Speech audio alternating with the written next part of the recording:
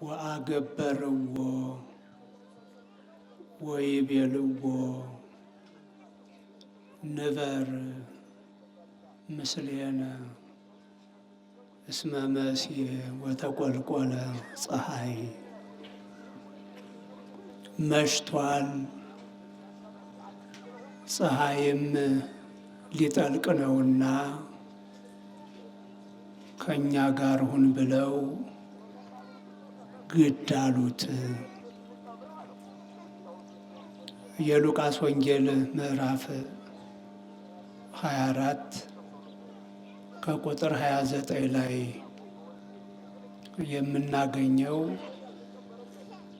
በቅዳሴው መካከል ከተነበበልን የወንጌል ክፍል መሃል የሆነ ቃል ነው።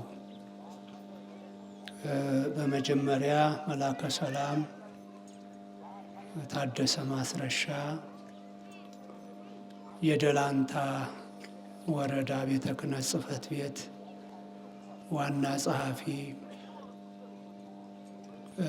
በጥቅሉ የቤተ መቅደሱ አገልጋዮች ሁላችሁም በየማይረጋችሁ፣ ምዕመናን አባቶቻችን፣ ወንድሞቻችን፣ ምዕመናት እናቶቻችንና እህቶቻችን፣ ሕፃናት ጭምር በልዑል እግዚአብሔር ፍጹም ሰላም እንደምን ከረማችሁ? እንደምን ሰነበታችሁ? እንደምን አደራችሁ? አሜን። በደላችንን ሳይሰፍር ኃጢአታችንንም ሳይቆጥር በዕድሜያችን ላይ ዕድሜ በመጨመር ለዚህች ዕለት ለዚህችም ሰዓት አድርሶ እንዲህ በአንድ ላይ ሆነን ስሙን እንድንጠራ ቃሉን እንድንሰማ የፈቀደልን የአባቶቻችን የቅዱሳን አምላክ ቅዱስ እግዚአብሔር በድጋሚ ይመስገን። ወአገበርዎ ወይቤልዎ ንበር ምስሌነ እስመ መሲሕ ወተቆልቆለ ፀሐይ። መሽቷል፣ ፀሐይም ሊጠልቅ ዝቅ እያለ ነውና ከእኛ ጋር እደር፣ ከእኛ ጋር ተቀመጥ ብለው ግድ አሉት የሚል አረፍተ ነገር የዚህ ወንጌል ጸሐፊ ተራኪ ቅዱስ ሉቃስ ጽፎልናል። እነማን ናቸው? ከእኛ ጋር እደር፣ መሽቷል፣ ፀሐይ ልጠልቅ ነው የሚሉት እነማን ናቸው? ከእኛ ጋር ሁን እያሉ ግድ የሚሉትስ፣ እባክህ ከእኛ ጋር እደር ብለው ግድ ያሉትስ ማን ነው የሚለውን ከቁጥር 13 ጀምሮ እያየን ስንመጣ እናገኘዋለን። እንዳልኳችሁ ትልቁ ዓላማ ያው መስማታችን ሳይሆን ከዚህ ትረካ ምንድን ነው የምንማረው ብለን የሆነ ነገር እንድንወስድ ነው። ቁጥር 13 ላይ እንግዲህ ርዕሱን እንዳትረሱብኝ፣ እሺ እንዳትረሱብኝ። ምንድን ነው ያልኩት? መሽቷል፣ ፀሐይ ሊጠልቅ ነው፣ ከእኛ ጋር እደር ብለው ምን አሉት? ግድ አሉት። ያው ታውቁበት መገልገል እባክህ ዛሬ ከእኔ ጋር ምሳ ብላ ብላችሁ እንደው አንድን መንገደኛ ግድ ብላችሁ ያው እናውቅበታለን በባህላችን በትሩን ቀምተን እንዲያም ሲል ጋቢውን ገፈን ካላደርክ ከእኛ ጋር ካልተቀመጥክ እንል የለ? አዎ ልክ እንደዛ ማለት ነው። እንግዲህ እንዲህ አሉት። እንዲህ የተባለው ማን ነው? እንዲህ ያሉት እነማን ናቸው? እኒህ የፍቅር ሰዎች እነማን ናቸው? የሚለውን ለማስታወስ ለማግኘት ቁጥር 13 ላይ እንነሳ። ምን ይለናል የዚሁ ወንጌል ጸሐፊ? ወይእተ ዕለተ እንዘ የሐውሩ ክልኤቱ እሙስቴቶሙ ሀገረ እንተ ርህቅት እምኢየሩሳሌም መጠነ 60 ምዕራፍ እንተ ስማ ኤማሁስ። በዚያች ቀን ይላል። በዚያች ቀን፣ እቺ ቀን ደግሞ ማን እንደሆነች ልብ እንድትሉ። በዚያች ቀን ስሟ ኤማሁስ ወደምትባል ከኢየሩሳሌም 60 ምዕራፍ የምትርቅ ስሟ ኤማሁስ ወደምትባል መንደር ከነሱ መካከል ሁለቱ ሲሄዱ ወይትናገሩ በበይናቲሆሙ በእንተ ኩሉ ዘኮነ፣ ስለሆነው ነገር ሁሉ ይነጋገሩ ነበር። እየሄዱ ወይም ሲሄዱ ስለሆነው ነገር ይነጋገሩ ነበር።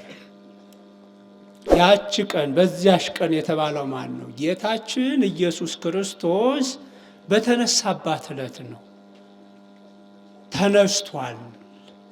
ጠዋት ተነሳ የሚለውን ዜና ሰምተዋል። እና ከነሱ መካከል ማለት ከኢየሱስ ክርስቶስ 120 ቤተሰቦች ከሚባሉት መካከል 2 ሰዎች ናቸው። እንግዲህ መቼ? የትንሣኤ ዕለት ማለት ነው። እየሰማችሁ ነው አይደል? የትንሣኤ ዕለት ከደቀ መዛሙርቱ ከ120 ቤተሰቦቹ መካከል 2 ሰዎች ከኢየሩሳሌም ስንት ምዕራፍ የምትርቅ? 60 ምዕራፍ የምትርቅ ስሟ ማን የምትባል? ኤማሁስ ወደምትባል መንደር እየሄዱ ስለሆነው ነገር ሁሉ ይነጋገሩ ነበር ይላል። እንዲህ እያለ የሚተርክልን ማን ነው? ቅዱስ ሉቃስ። እንግዲህ ምዕራፍ ማለት 1 ምዕራፍ 2 ምዕራፍ የሚል ብዙ ጊዜ በመጽሐፍ ቅዱስ እናውቃለን። ያው እንደምናውቀው የመጽሐፍ ቅዱስ ክፍል 1 ምዕራፍ 2 ምዕራፍ የሚባል አለ። ማንኛውም መጽሐፍ ስናነባውን በምዕራፍ የተከፈለ አይደል? 1 ምዕራፍ 2 ምዕራፍ የምንለው አለ። ከዚህ ውጭ ምዕራፍ የሚለው ነገር ደግሞ ሌላ ትርጉም አለው።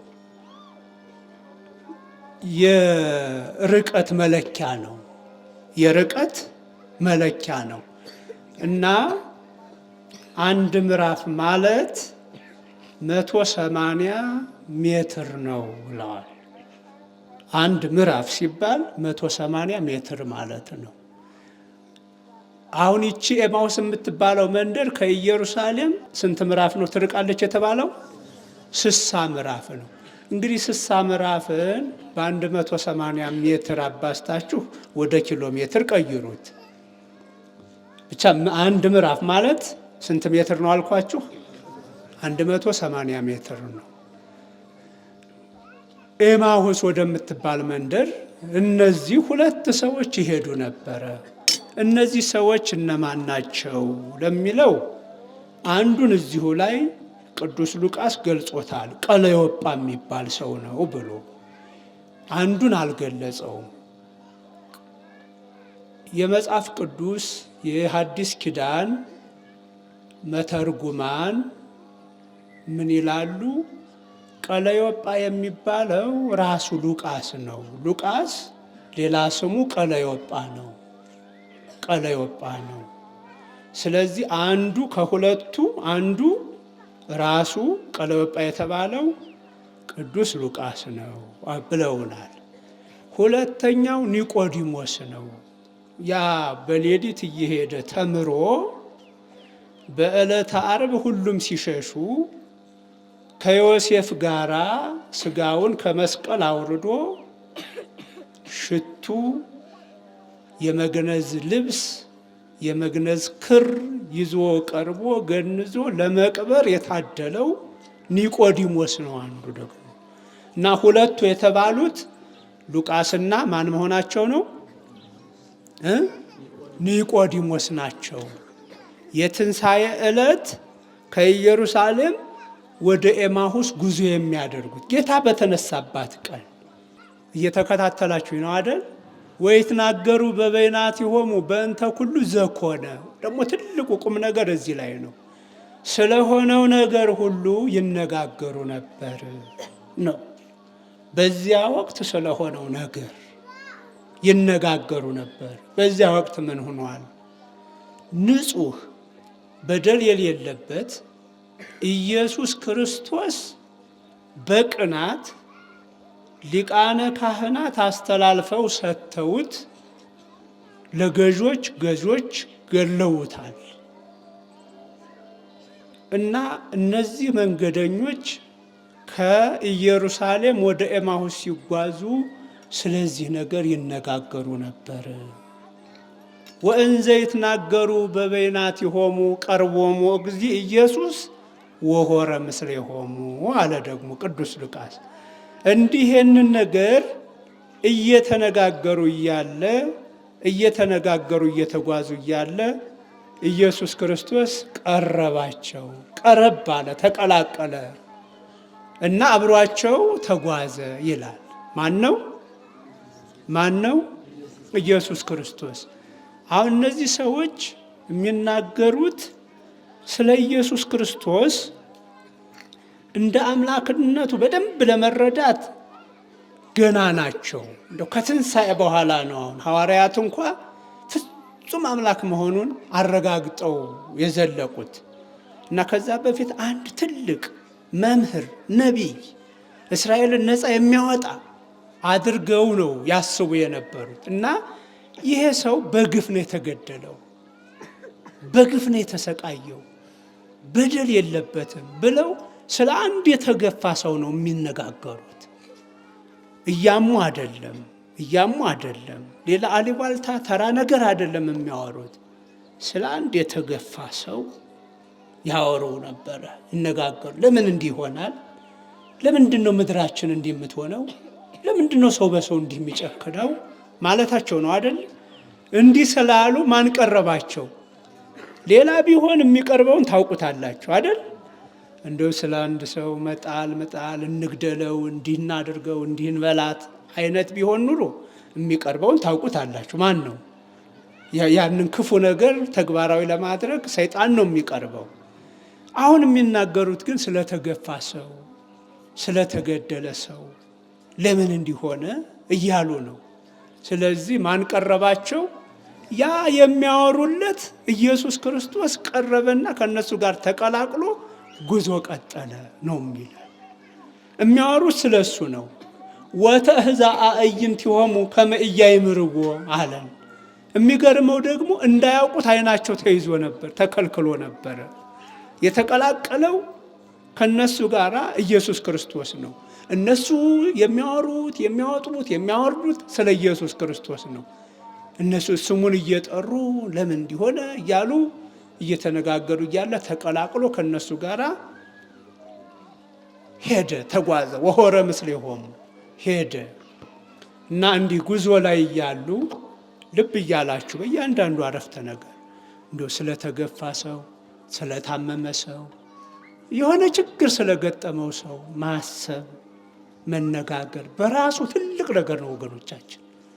ስንችል ለችግሩ መፍትሄም ማድረግ የመፍትሄ ሰው የተግባር ሰው መሆን፣ ሳንችል ራሱ ማዘን መጸለይ ይገባል። እንደዚያ ሲሆን እግዚአብሔር ይቀርበናል።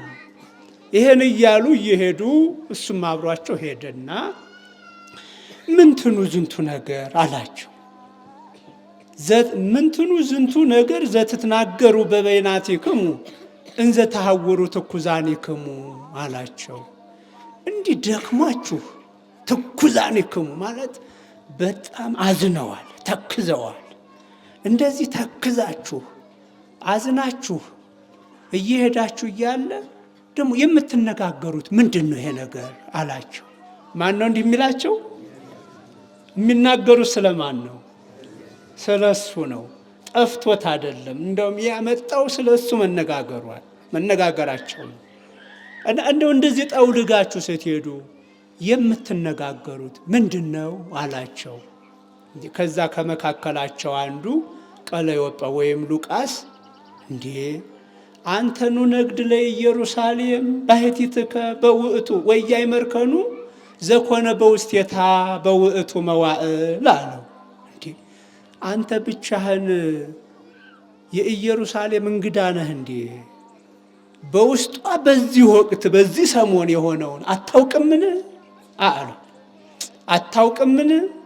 አንተ የኢየሩሳሌም እንግዳ ነህ ሆይ፣ ብቸኛ እንግዳ ነህ ሆይ፣ በዚህ ወቅት በኢየሩሳሌም ውስጥ የሆነውን ዘኮነ በውስቴታ በውስጧ የሆነውን አታውቅምን?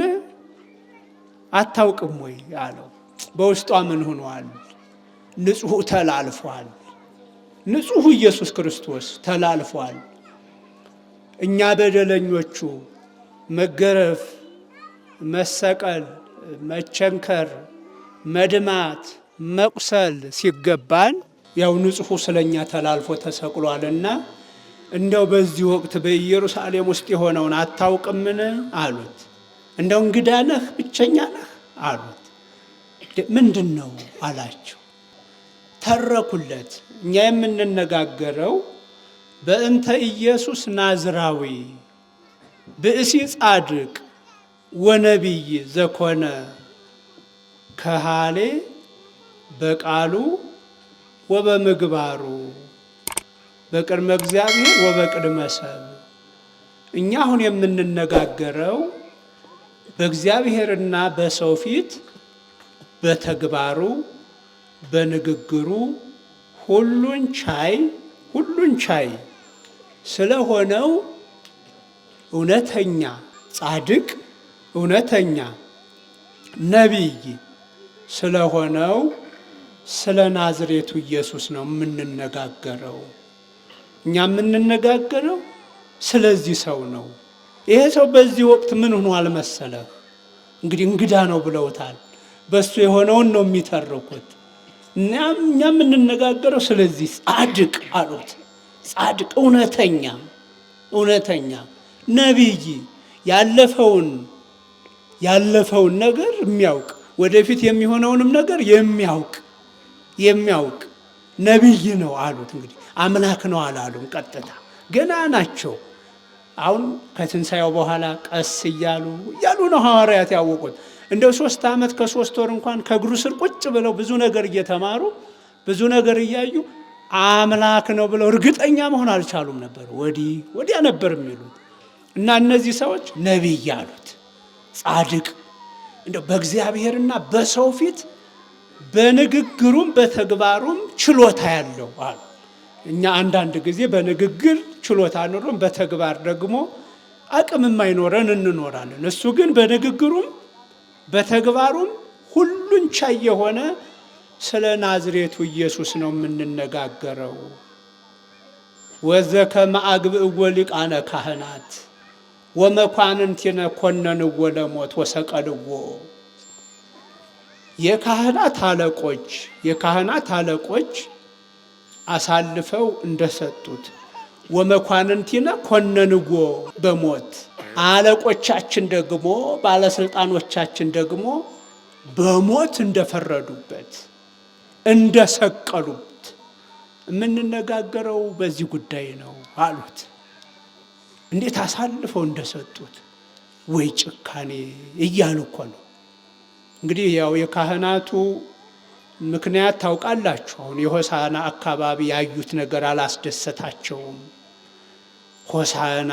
ሆሳና ለወልደ ዳዊት ለዳዊት ልጅ መድኃኒት መባል ይገባዋል እያለ ህዝቡ ሲዘምር ደስ አልተሰኙም። እና ከዛ በኋላ ሰብሰብ ብለው ምንድነው ያሉት? ፈሪሳውያንም የካህናት አለቆችም እንግዲህ ምንድነው የምንጠቀመው? ናሁ ኩሉ ዓለም ተለወድህሬሁ እንደ ዓለሙ ሁሉ ከኋላው ተከትሎት ሄደ። እኛ እኮ ምንም የምንጠቀመው ነገር የለም። ብቸኞች ሆን እኮ ሰሚ ልናጣ ነው እኮ። እንደ ሁሉ እሱን ወደደው፣ ሁሉ እሱን ሰማው፣ አደመጠው፣ ተከተለው ብለው በዚህ ቅናት ነው እንግዲህ አሳልፈው የሰጡት። የካህናት አለቆች ለገዦች ለነ ጲላጦስ ሰጡት። ጲላጦስ ደግሞ እንደምታውቁት ሞከረ ለማዳን። የካህናቱ የህዝቡ ጩኸት በረታ። እንዲያውም ያ መበርታቱ ብቻ አይደለም፣ አይ ከለቀቀው አንተ የቄሳር ወዳጅ አይደለህም ማለት ነው። ቄሳር ንጉሠ ነገሥቱ ሮም ያለው ነው። እሱ የዛ መንግስት ተወካይ ሆኖ ኢየሩሳሌምን እያስተዳደረ ነው፣ ወይም ደቡብ እስራኤልን ይሁዳ አውራጃን እያስተዳደረ ነው። ይሄን ከለቀቀው የቄሳር ወዳጅ አይደለህም አሉት። ይሄን ባሉት ጊዜ አሳልፎ ሰጣቸው። በቃ በሞት ይሰቀል፣ በሞት ይቀጣ፣ በመስቀል ይሰቀል ብሎ ፈረደ። ይሄንን ነገር እያነሳን ነው የምንነጋገረው። ስለዚህ ነው ደግሞ የሚገርመው አሉ። ደግሞ የሚገርመው ዛሬ ከኛ መካከል ሴቶች ሂደው ነበረ ወደ መቃብሩ። እየሰማችሁ ነው? በጣም የሚገርም ነገር ነው። እንዲሁ ደግሞ የገረማቸው ነገር አለ። ተገድሏል፣ ተቀብሯል። ይሄ ከሆነ ዛሬ 3ኛ ቀኑ ነው አሉ። የትንሣኤ ጠዋት ነው እንግዲህ ይሄንን የሚነጋገሩት። ዛሬ 3ኛ ቀኑ ነው። የሚገርመው ታዲያ ሴቶች ወደ መቃብሩ ሂደው ነበረ። አድንቀው የሆነ ነገር ነገሩን። ምንድነው የነገሩን ብትሉ፣ ወደ መቃብሩ ሲሄዱ ተነስቷል የሚሏቸውን የመላእክትን መልክ አይተው መጥተው ነገሩን። ያው እነ ማርያም መግደላዊት ሄደው ሳለ፣ ሌሎችም እናቶች ሄደው ሳለ ተንሣኤ ሀሎ ዝየሰ ከዚህ የለም ተነስቷል፣ ሕያውን ከሙታን መካከል ለምን ትፈልጉታላችሁ ብለው መላእክት ለሴቶች ተገልጸው ትንሣኤውን አብስረዋቸዋል። እና ሴቶች ሄደው ይህንን ዜና አመጡ። ከኛ መካከል ወንዶች ሄዱ ማለት ቅዱስ ጴጥሮስና ማናቸው ሄዱት ወደ መቃብሩ? ቅዱስ ዮሐንስ ወንጌላዊው ሂደዋል። እነሱም ከሄዱ በኋላ ሴቶች እንዳሉት ነው አገኙ። መቃብሩ ባዶ ነው። በጣም የሚገርመን ደግሞ ይሄ ነው መገደሉ። አሁን ደግሞ ተነሳ የሚሉ የመላእክትን መልክ አይቶ መጡ። የመላእክትን መልክ አያችሁ። ሴቶች ናቸው ይሄን ያዩት። መቼስ ለመብቃት ሴት ወንድ አይጠይቅ። ንጹህ ልብ ነው፣ ትጋት ነው እግዚአብሔር የሚጠይቀው። እኔ ለወንዶች ነው የምገለጸው አይሉም መላእክት። ለሴቶች አንገለጽም አይሉ። እኛ ለሴቶች ብቻ ነው ለወንዶች አንገለጽም አይሉ።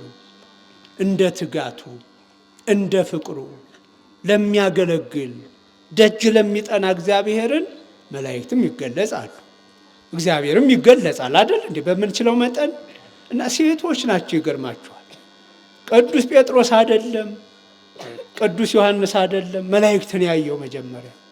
እነ ማርያም መግደላዊት፣ ሌሎችም እናቶቻችን፣ እኛ ውለታቸውን ያልዘነጉ ሴቶች፣ ከክፉ መናፍስት የተገላገሉ ሴቶች ወደ መቃብሩ ሂደው ተነስቷል፣ ሕያውን ከሙታን መካከል ለምን ትፈልጋላችሁ? ይሃሎ ዘየሰ ከዚህ እኮ የለም የሚሉ መላእክትን ሴቶች አዩ። ይሄን ሰማን እና ምንድነው የሆነው ነገር ብለው ደግሞ ከኛ መካከል ወንዶች ሄዱ። ቅዱስ ጴጥሮስና ቅዱስ ዮሐንስ እንዳሉት መቃብሩ ባዶ ነው። እኛም የምንነጋገረው ስለዚህ ነው አሉ። ከዛ እሱ ምን አላቸው? አይ እናንተ ሰነፎች ናችሁ እንዴ! ነቢያት ስለሱ የተናገሩትን፣ መጻሕፍት ስለሱ የተናገሩትን ከማመን ልባችሁ እንዴት ዘገየ? እንዴት ዘገየ? መጻሕፍት ምን ብለዋል? ሊተርክላቸው ነው እንግዲህ። መጻሕፍት ምን ብለዋል? የእግዚአብሔር ልጅ ሰው ይሆናል፣ ሰው ይሆናል፣ ከድንግል ማርያም ይወለዳል፣ ይታያል፣ ይዳሰሳል፣ ይጨበጣል፣ ስለ ሰው ልጆች ተላልፎ ለሕማም ለሞት ይሰጣል፣ ይሞታል፣ ይቀበራል፣ ይነሳል ያሉት የብሉይ ኪዳን መጻሕፍት ናቸው። እና መጻሕፍት እንዲህ ይሉ የለም ወይ? መገረፉስ ለምን ያስደንቃችኋል? ደግሞ ይበልጥ ተነሳ የሚለውስ ምን ያስደንቃችኋል? መጻሕፍት እኮ ተናግረዋል፣ ልብ አላላችሁም እንጂ እያለ አይተርክላቸውም። ሊያበስላቸው እኮ ነው። አንድ ነቢይ እያሉ የነበረው አንድ ነቢይ ነበረ፣ እውነተኛ ሰው ነበረ። ካህናት አሳልፈው ሰጡት፣ አለቆቻችን በሞት ቀጡት አደል ይሉ የነበረው። እሱ ግን ምን እያለ ነው? የእግዚአብሔር ልጅ። ተራ ሰው እኮ አይደለም፣ የእግዚአብሔር ልጅ የሰው ልጅ ሆኖ ለሰው ልጆች ተላልፎ እንደሚሰጥ መጻሕፍት ተናግረዋል እኮ። የሆነው ያ ነው። ይሄን ለማመን ልባችሁ እንዴት ዘገየ እናንተ ሰነፎች እያለ እየተረከ እያብራራላቸው እያበሰላቸው እያሳደገ እኮ ነው እውቀታቸውን። ነገ መረጃ ሰጮች አይደሉ? ነገ ዓለምን የሚያድኑ አይደሉ? ስለ ክርስቶስ እያስተማሩ። ስለዚህ በደንብ አድርጎ አስተማራቸው። ወደ ኤማሁስ እየተጓዙ እንዲህ እያሉ እየተማሩ እየተረከላቸው ምንም መልስ የለም፣ ዝም ብለው ያዳምጣሉ። ከዛ የሚደርሱበት ሰፈር ደረሱ። ማናት? ኤማሁስ። እንግዲህ ከኢየሩሳሌም ከተማ በሰሜን በኩል ያለች እንግዲህ 70 ምዕራፍ ርቀት ያላት ናት። እዛች መንደር ደረሱ። ከዛ በኋላ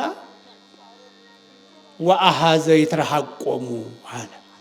ቀደም ቀደም ቀደም ማለት እነሱ ወደ ሰፈራቸው እየደረሱ ነው። እነሱ ወደ ሰፈራቸው እየደረሱ ነው። እሱ ገና እንደ ርቆ እንደሚሄድ ሰው ቀደም ቀደም ቀደም አለና ራቅ ራቅ ራቅ አላቸው። ሲያዩት መሽቷል፣ ደግሞ መሽቷል። እንደ አምላክነቱ አውቀውታል አላወቁትም? አውቀውታል አላወቁትም? ገና ስለ ኢየሱስ ክርስቶስ የሚተርከላቸው ኢየሱስ ክርስቶስ መሆኑን አላወቁ እና አለፍ አለፍ ቀደም ቀደም ቀደም ብሎ ሄደ። እዛ እነሱ ምን አሉ? አሰቡ። እንዲህ መሽቷል እኮ የት ያድራል? የመሸ ነው ይሄ ሰው የት ሊያድር ነው አሉና አሰቡለት። ምን አሉ?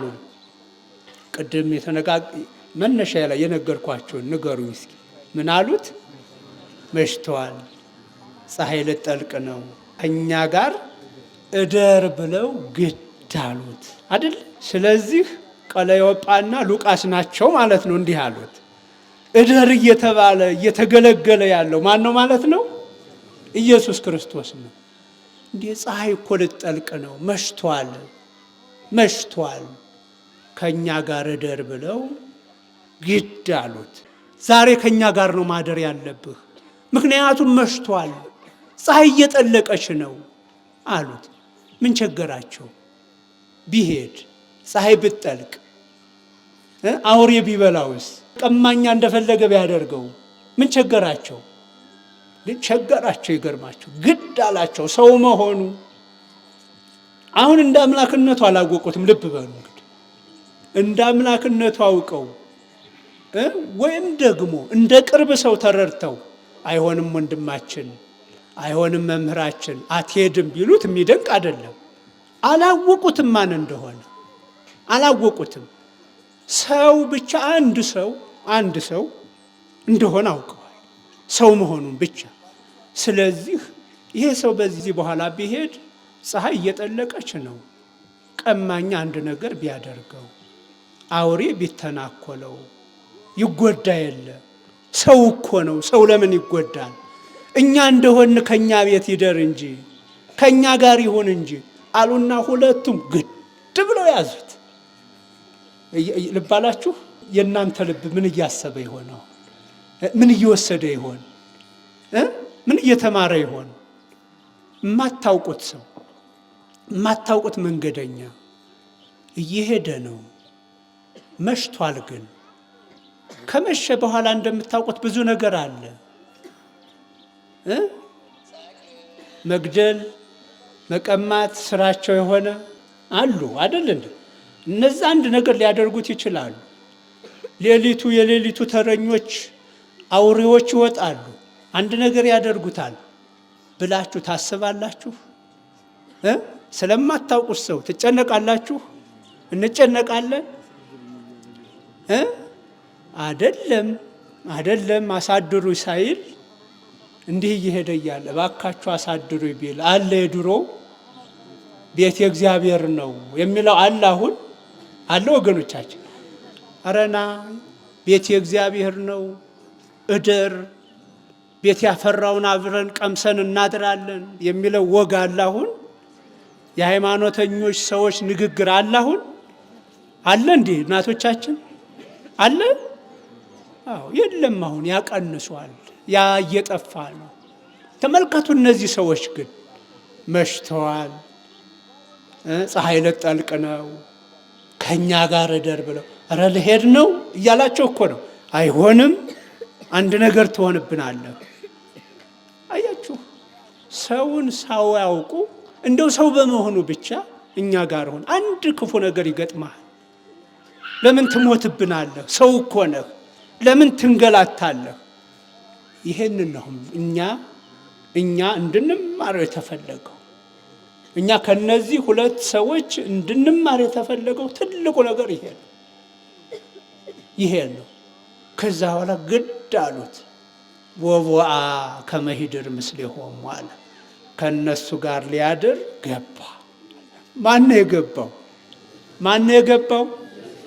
እነሱ ግን ኢየሱስ ክርስቶስን ነው የወሰዱት? አይደለም።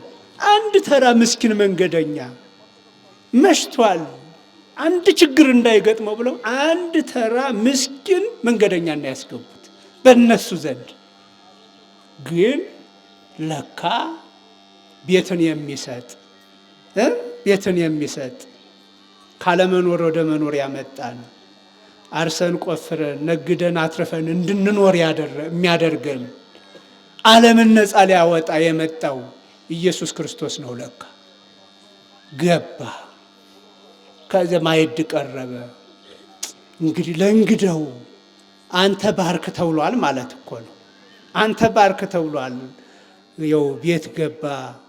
ቤት ያፈራውን አቀረቡለት። በልሱም ባርከ ስጠን አሉት። ባርኮ ቆርሶ ሰጣቸው። ያን ባርኮ ቆርሶ የሰጣቸውን ጉርስ አድርገው ዋጥ ሲያደርጉ ዓይናቸው ተገለጠና ኢየሱስ ክርስቶስ እንደሆነ አወቁት አለ። አይ መታደል! አያችሁ፣ እንደዛ እኮ ነው። ምን አለን አባታችን ቅዱስ ጳውሎስ ለወገኖቹ ለዕብራውያን ወይም ለእስራኤላውያን አንድ መልእክት ሲጽፍ፣ የዕብራውያን መልእክት የምንለው አለ አይደለ?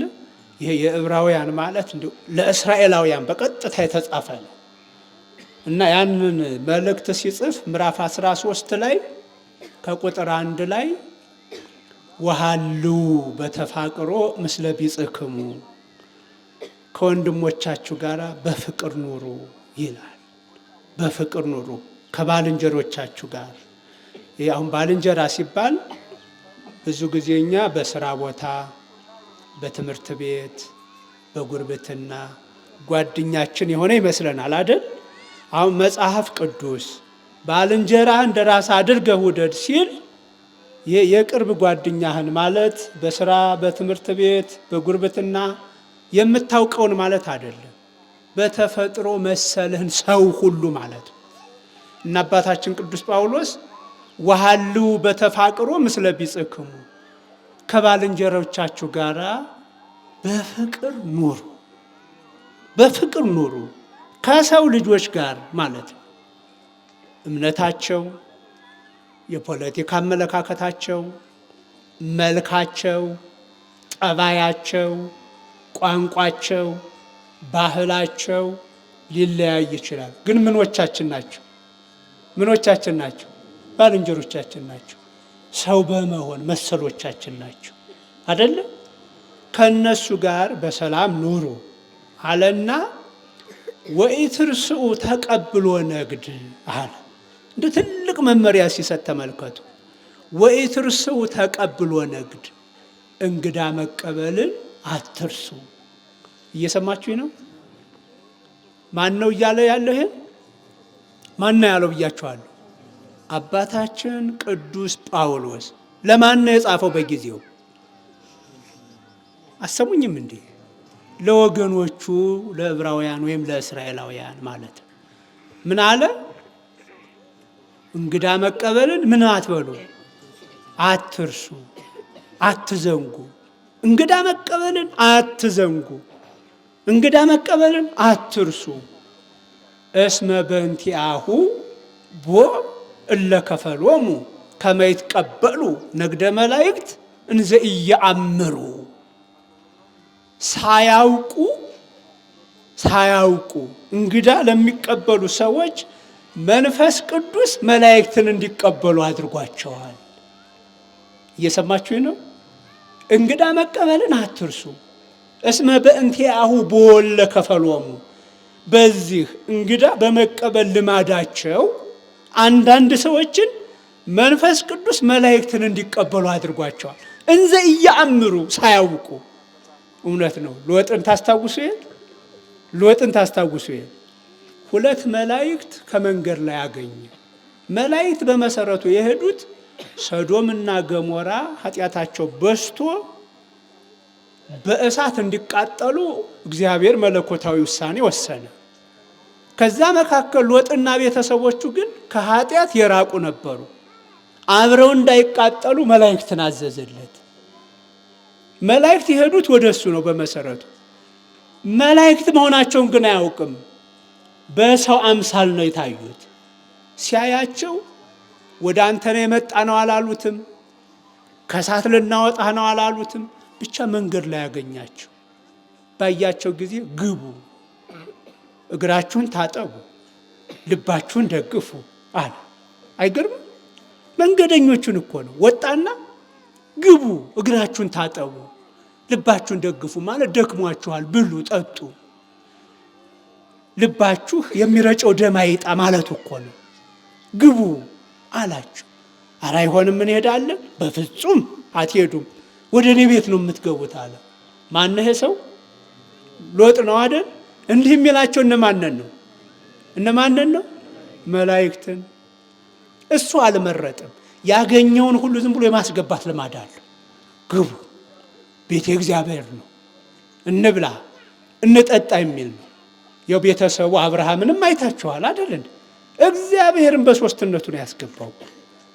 ሥላሴን አስገብቷል እኮ። እና አባታችን ቅዱስ ጳውሎስ ምን አለ? ወንድሞቼ እንግዳ መቀበልን አትርሱ። በዚህ ልማዳቸው መንፈስ ቅዱስ ሰዎች ሳያውቁ መላእክትን እንዲቀበሉ አድርጓል።